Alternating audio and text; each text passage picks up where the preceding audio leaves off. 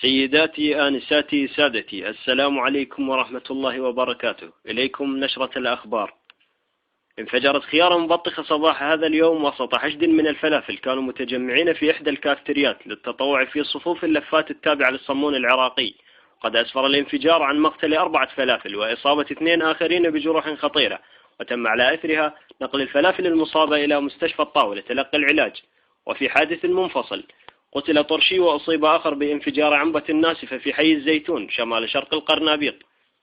هذا وقد تم العثور على رؤوس بصل مقطوعة الأوراق وعليها علامات تكشير كانت ملقاة على جانبي الزلاطة في الصحن.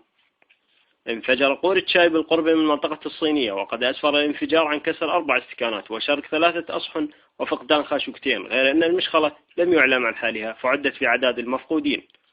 تظاهر أكثر من 40 رأس بإذنجان على مقتل أحد زعماء حركة الدولمة من قبل السلطات الباجلية. قد أدت المظاهرة إلى إلحاق خسائر فادحة بالبإذنجان وسقوط أكثر من 30 حبة باجلة في جدر المرق الواقع على الشريط الحدودي للطباخ أحمد الصالح.